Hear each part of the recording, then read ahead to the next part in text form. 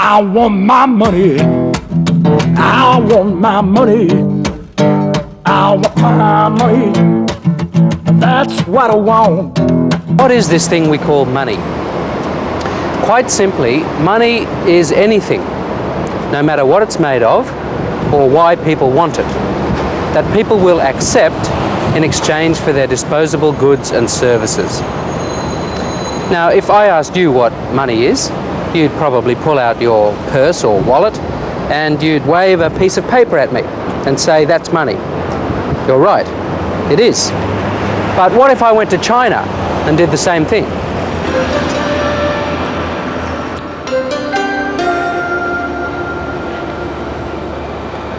I just tried to buy something here. They won't accept this as money. I'm sorry, they said, that's not real money. That's just a piece of paper, not worth anything. But back in Australia, this was real money. So what makes money, money? Belief. The fact that we believe it's real money makes it so. So money is a product, if you like, of faith. Now, what about rum? Is that money?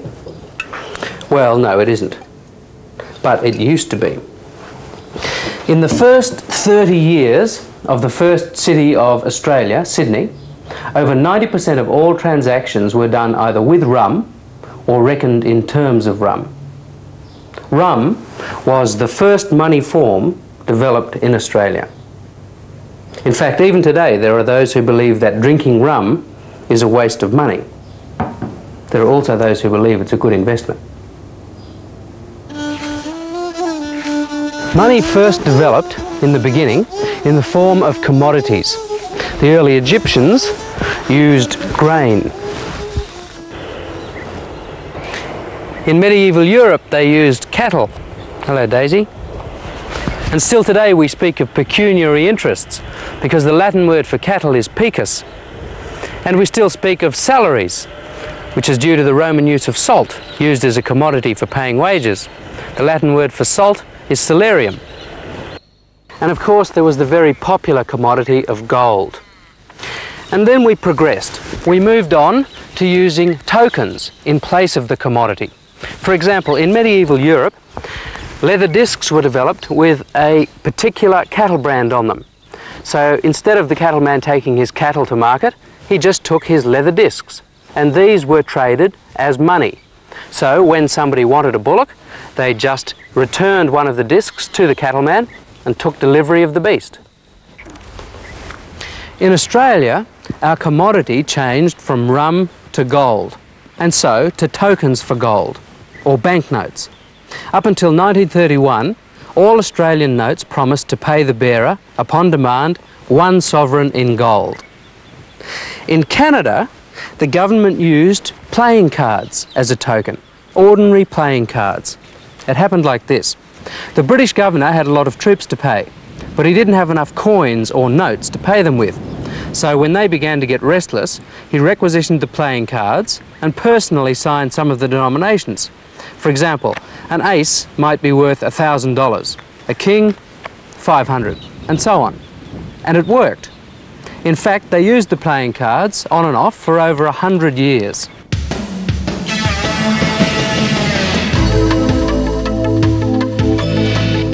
And lastly, we arrive at this mysterious thing called credit. That is, bank credit. It sounds rather foreboding. But is it any different to butcher's credit?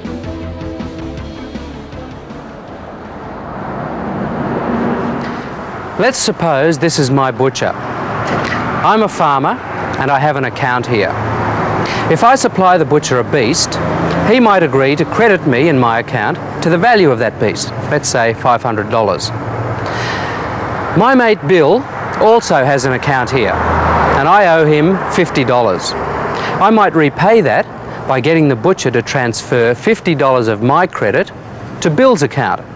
This was often done in the old days when all parties agreed. No other money actually changed hands. There was just a note in those greasy old books which butchers used to keep the 30-day accounts of the farming family. It was simply a book entry. Now, bank credit began in much the same way. The banks stored the gold, and anybody who wanted it could go and get it. Of course, some people didn't play by the rules, and they had to be dealt with by the constabulary. In those days, the bank issued a receipt for the gold as a token of it, and that token could either be spent or returned to the banker and exchanged for the gold. Eventually, the bank invented a system whereby any gold or receipts for gold that you deposited with the bank would be credited to your account, that you could then transfer to somebody else, much in the same way that the local butcher's account worked. It was a very convenient way of making payments. They even supplied you with a book of standard letters that you just had to fill out and sign. In other words, a checkbook. And so we finally arrived at that ultimate form of money, the enumerated abstraction.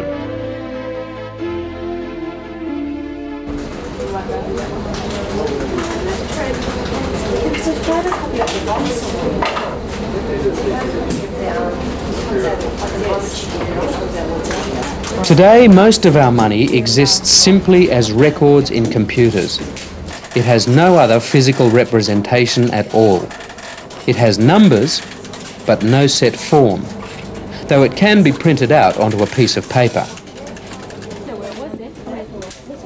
It is not a token, it is just a record. What gives it value is that we confer value upon it. We believe, for some reason, that a deposit in the bank is money, and so it is, because everybody else also believes it is money.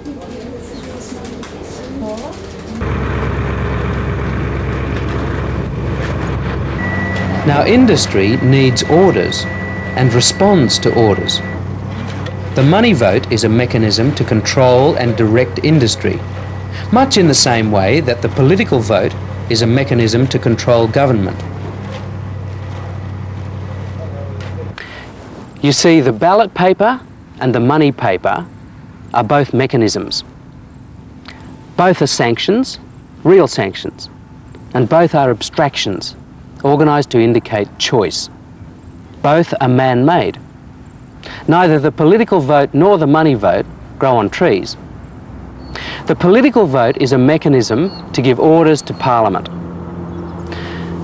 The money vote, the dollar, is a mechanism to give orders to industry.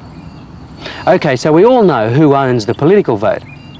In a democracy, we've agreed to get one each. But who owns the money vote? In the good old days, when everybody had decided that gold and only gold was money, then the people who owned the money had to go out into the hills and dig for it. They had to dig out tons and tons of rock and pound it day after day, then wash it and sieve it, then collect the gold particles and heat it and pour it into a mould.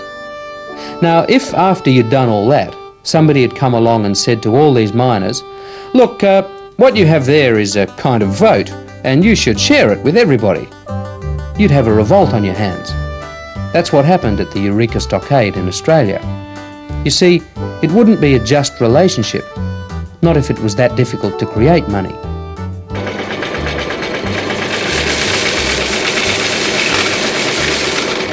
These coins are tokens which have the value of $2, but they cost far less to create. But what about when money is just printed on paper, or even when it's just typed into a computer? The cost of production is almost zero. Let me show you the difference between creating a $1 loan and a $1 billion loan. There you go. The difference between creating a $1 loan and a $1 billion loan is the time it takes me to type in the 9 zeros. That's all. Now, as a means of recording transactions, there is no doubt that the modern credit system is a marvel. I mean, it's so much easier than swapping cows or carrying huge quantities of cash around. But there is one question which is carefully shunted aside, whatever the type of money under consideration. Whether it's the gold sovereigns of 100 years ago or the dollars and cents of the 90s, the all-consuming question remains the same. How does money come into existence in the first place, and who is its rightful owner? Well, one Australian bank in its monthly newsletter graphically answered the question this way. Today in Australia, as in most other modern economies, all money is created as a debt to the banking system. To put it simply, Australia has followed the practice of other modern economies, which allow the banks the privilege of creating new money and lending it as an interest-bearing debt to borrowers. As security, the banks take over the ownership of the borrower's assets until repayment is made.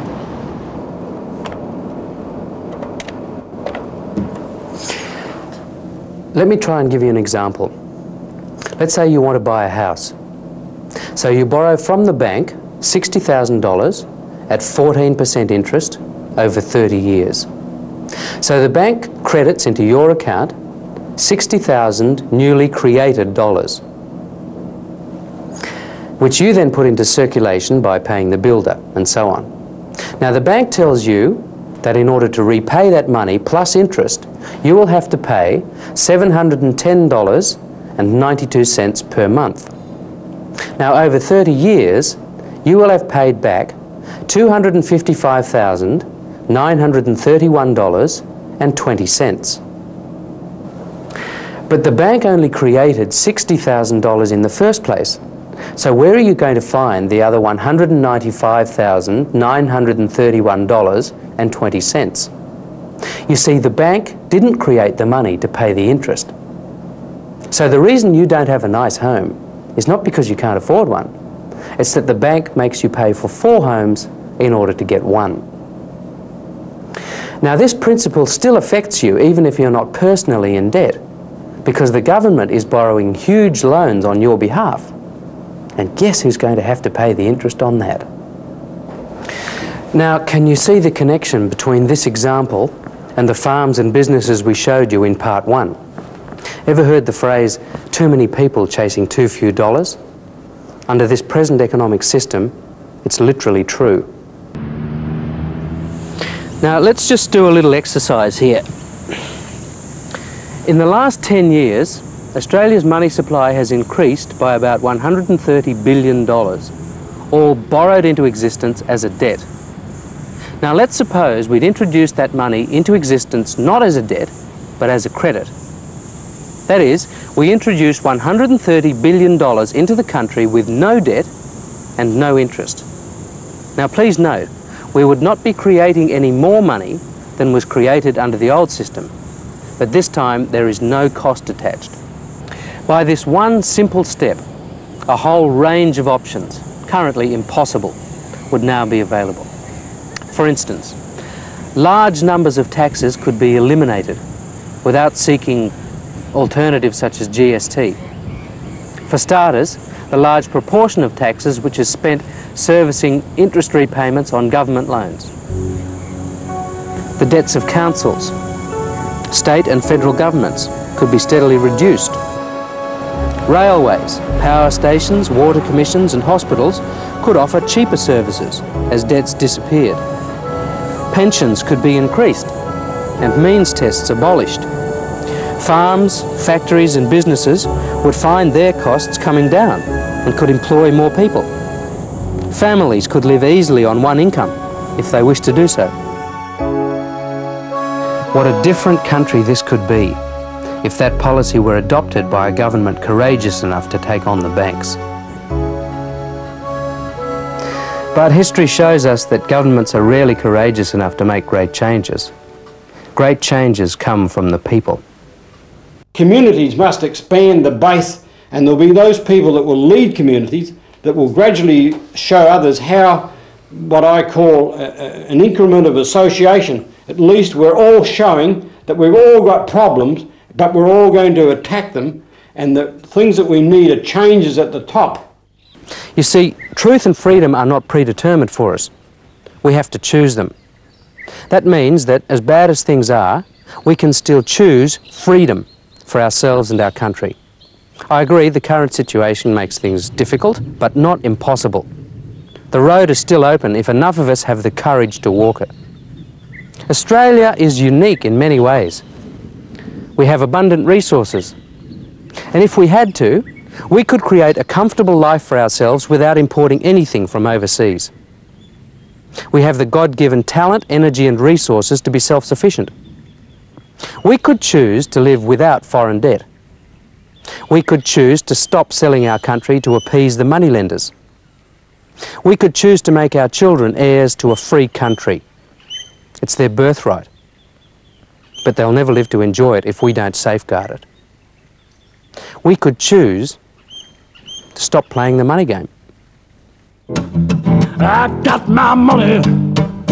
I got my money. That's what I want.